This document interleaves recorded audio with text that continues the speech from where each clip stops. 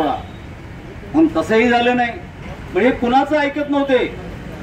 आणि मग अशा परिस्थितीमध्ये लोकांच्या जर भावना काय भडकल्या तर मग मात्र ती जबाबदारी आमची नव्हती। ज्यांनी भावना भडकवल्या ते जबाबदार खरे होते आणि या भावनेने खऱ्या अर्थाने आपण आंदोलन केलेलं आहे। मी या ठिकाणी अनिलनी जे उपोषण केलं त्यामध्ये चूक म्हणणार नाही। इथे केळकर साहेब आहेत, त्यांनाही माहिती आहे कोणतीही प्रोसिजर उद्या केळकर साहेब एखादा मंत्री बनला तरी त्यांना 3 दिवस अगोदर आपल्याला निवेदन द्यावं लागतं, कारण शेवटी त्यांच्या हातात टपालात जो पण पत्र जात नाही तो पण ते कारवाई होऊ शकत नाही। आणि म्हणून मी बोललो होतो की बाबा 28 नको 30 ला घेऊया। आणि ह्या पद्धतीने आपण जे काय आपली जी भावना होती ती व्यक्त करण्यासाठी तुम्ही भावनिक आंदोलन घेतलं। मला एक गोष्ट नक्की वाटली की तुझे जे प्रेम होतं ह्या सगळ्या रेतीव्यवसायांवर ते प्रेम तू व्यक्त केले या उपोषणामध्ये, आणि याबद्दल निश्चितपणे तुझं खरं अभिनंदन करायला पाहिजे। आणि या ठिकाणी आपले दुसरे उपोषण करते कमलाकर पाटील, छोटी मूर्ती पण बरंच काय का आहे मोठी कीर्ती, आणि त्याच्या उपोषणाच्या संदर्भात देखील मला निश्चित त्याचं कौतुक करायचं वाटतं। आणि लगेच मला फोनवरून कळवलं दादा मीही देखील उपोषणाला बसतोय। वा, मला कौतुक वाटलं, शाबास बोला। अनिलला एक सहकारी झाला, आणखी असे अनेक लोक सहकारी होणार होते। खरे म्हणजे आमची अशी होती पद्धती की प्रत्येक दिवशी 4-4 लोकांनी सपोर्ट करायचं आणि आंदोलन करायचं। साखळी उपोषण सुरू करायचं का नाही, अनिलने मात्र घेतलं आता मरू किंवा जिंकू किंवा मरू पण शर्त लढायची करू, असं अनिलने एक वाक्य घेतलं होतं। शेवटी अनिलने जे काही केलं ते निश्चित अनिलचं मी अभिनंदन करेन तुझ्या। आणि विशेषतः गृहिणीच्या डोळ्यातलं जेव्हा पाणी पाहिलं त्यावेळेला त्याची अर्धांगी जी होती तिच्या पत्नीची, त्याची पत्नी तिच्या डोळ्यातनं मी अश्रू पाहिल्यानंतर मला सातत्याने असं वाटत होतं की अनिलने 2 दिवस थांबावं, कारण प्रत्येकाला असं वाटते की आपलं कुटुंब सुखी राहिलं तर आपण सुखी। आणि याच भावनेने मला खऱ्या अर्थाने तसं वाटत होतं की आपण थोडंसं आंदोलन 30 तारखेला घ्यायचं का, पण नाही सर ऐकलं ते बरं झालं। कधी अपघाताने सुद्धा चांगल्या गोष्टी होत आहेत, हा अपघात म्हणायचं नाही पण आपल्यासाठी अनिलने नक्की अपघात करून घेतला होता, त्याच्यातून आपल्याला फायदे मिळाले, त्याबद्दल निश्चित त्याचं अभिनंदन।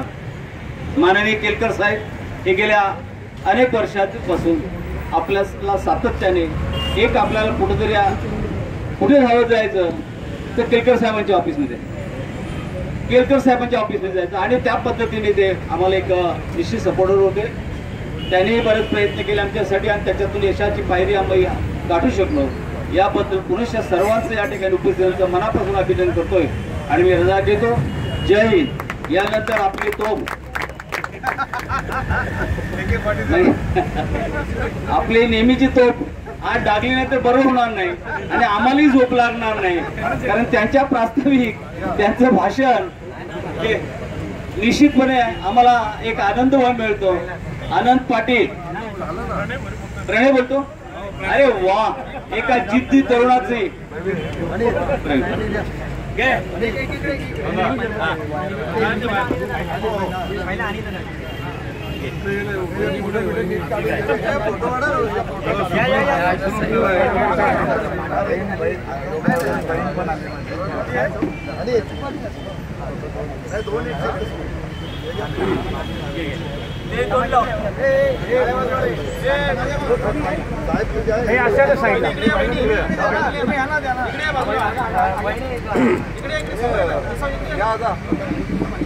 एक मिनिट इकडे इकडे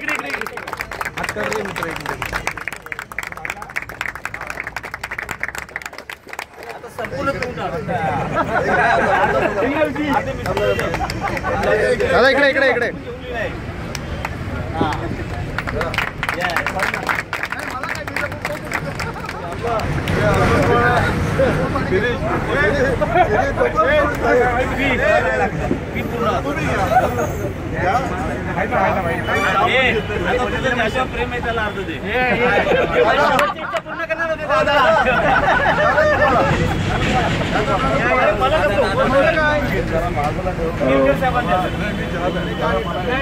प्रथमच मी माननीय केळकर साहेबांचा आभार मानतो।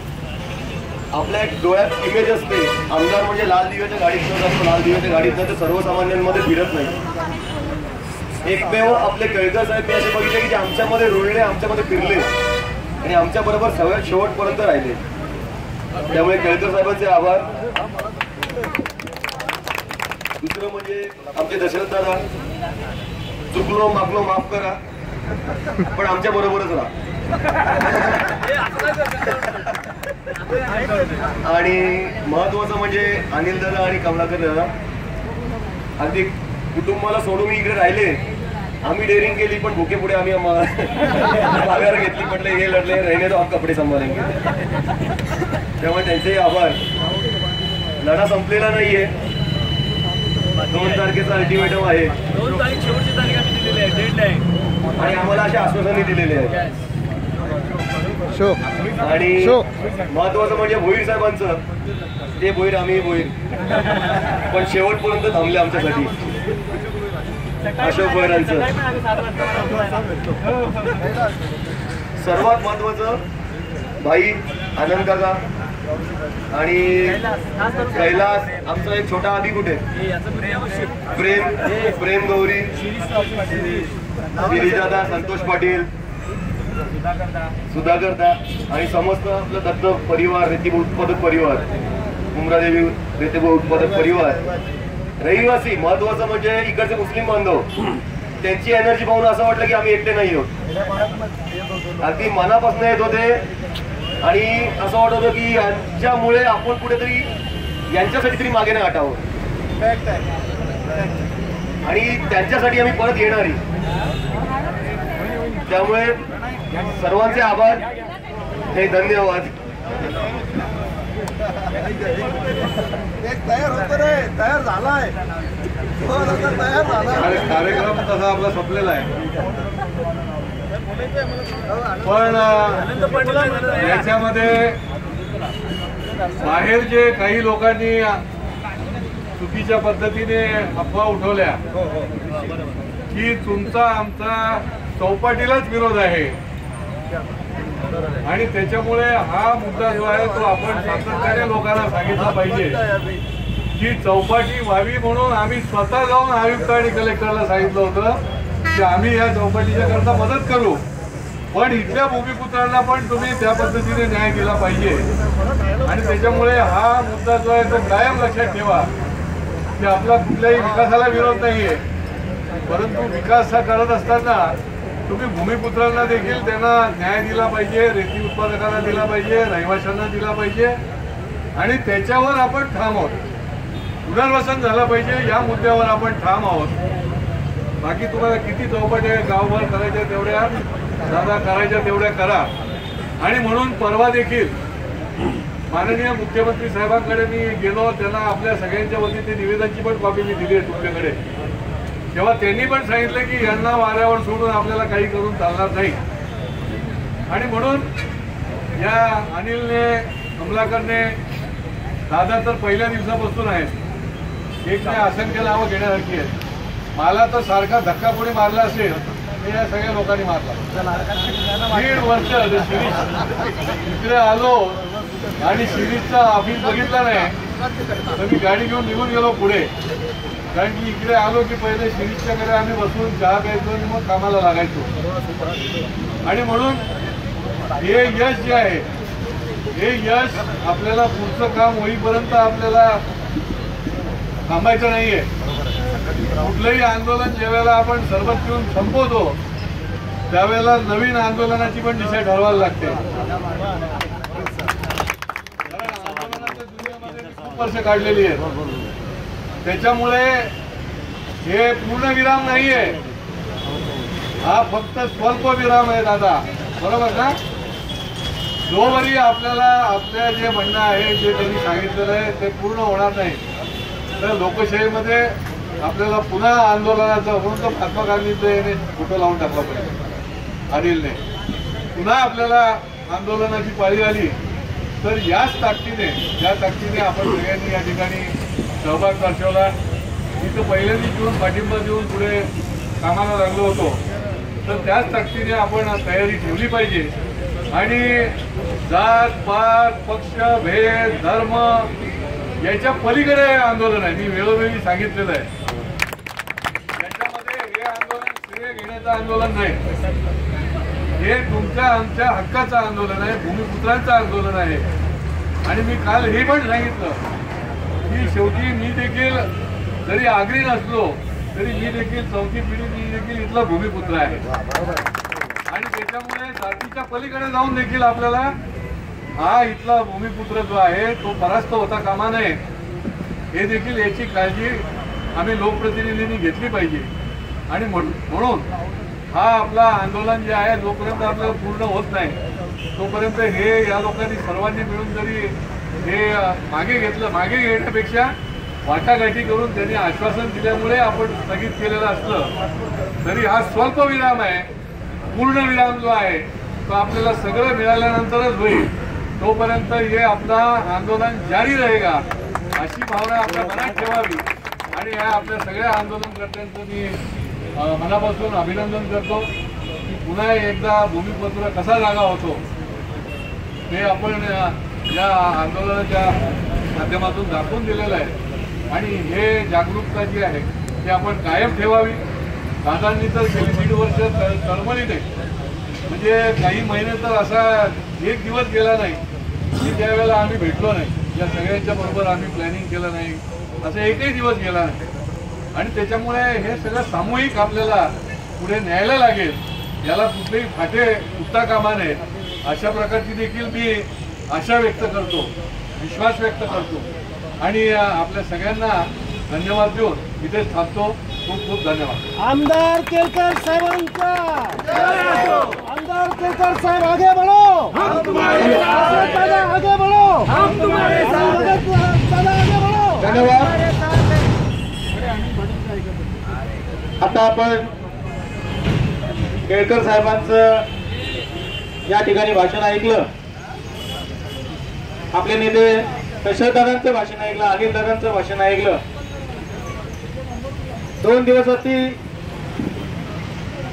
कष्टाचे गेले. तसं तर आम्ही जवळजवळ साहेब आम्ही तोडल्यापासून सर्वांचे कामधंदे बंद झालेले. मी आता भाषण नाही करणार पण सांगतो. परंतु या आता पुन्हा आपल्याला आपला रोजगार त्या ठिकाणी मिळणार आहे. सर्वात जास्त आनंद आपल्या सर्वांना होणार आहे. आपले मजूर, आपले सगळं कोणी म्हणजे जे उद्योग धंदे पूर्ण जीवित त्या ठिकाणी होणार आहेत कालांतराने. म्हणून या कामी आपल्याला संजय केळकर साहेब आणि सर्वांचं मी आभार मानतो की ज्यांनी रात्रंदिवस म्हणजे आम्ही मुद्दामच सांगायला मी आज लक्षात घेतलंय की रात्री 12 वाजता आम्ही 12 वाजता केळकर साहेबांच्या 12:30 वाजता आम्ही अशोक भोईर साहेब आपले कुठंच आहेत म्हणजे अशोक भोईरांना केळकर साहेब म्हणे मला धक्का मारायचं. त्याच्या पहिला आम्ही अशोक भोईरांना धक्का मारायचो. काय अशोक भोईर तिकडे हे करायचं. असे करत करत आम्ही एक चॅनल तयार करून केळकर साहेबांना आम्ही जो त्रास दिला आणि त्या त्रासाचं रूपांतर आज आम्हाला या ठिकाणी त्यांनी आमच्या पोटा पाण्याचा सर्व मजुरांचा रहिवाशांचा या ठिकाणी प्रश्न सोडवला आणि सोडवणार आहेत. यापुढेही आपल्या कार्यक्रमात खास करून केळकर साहेब, अशोक भोईर साहेब, दशरथदादा साहेब, काही राजवत असतील साहेब विसरून जावा. आणि खास करून आज आपल्या इकडे सर्व व्यापारी गेल्या 2 दिवस उपाशी पोटी या ठिकाणी उपस्थित झालेले राहिलेले. म्हणजे जवळ मी रात्री 12:30 पर्यंत होतो, 12:30 पर्यंत या ठिकाणी गर्दी होती. म्हणजे याचा अर्थ किती कळकळे साहेब त्यांना समजा. म्हणून सर्व व्यापाऱ्यांचा, सर्व रहिवाशांचा, सर्व मजुरांचा आणि आपल्या सगळ्यांचं या ठिकाणी कुणाचं नाव घेऊन राहिलं असेल चुकून त्यांना माफ करावं. आपण सहकार्याला धन्यवाद. केळकर साहेब तुम्हाला धन्यवाद, अशोक भोईरांना धन्यवाद, दादांना धन्यवाद, दादांचे आशीर्वाद आहेत. पोलिसांचं धन्यवाद. खास करून पोलिसांना आम्ही कमी वेळामध्ये सांगितलं त्यांनी आमच्याशी म्हणजे एकदम प्रेमाने या ठिकाणी आम्हाला जे सहकार्य केलं त्याबद्दल आम्ही तुमचं ऋणी आहे, कधी विसरणार नाही. कारण त्यांना पण माहिती आहे की हे कुठे कोणासाठी लढत नाही, हक्कासाठी लढत आहेत. आमची भावना समजली त्याबद्दल आम्ही फार आभारी आहे. आमच्या फेडरेशनच्या वतीने आपले हार्दिक आपण स्वागत, आपला आभार मानतो. यापुढे पुन्हा आपल्याला या ठिकाणी आम्हाला कधी गरज भासणार नाही परंतु भाजली तर अशीच परवानगी 2 दिवसांनी द्यावी असं विनंती करतो. जय हिंद, जय महाराष्ट्र.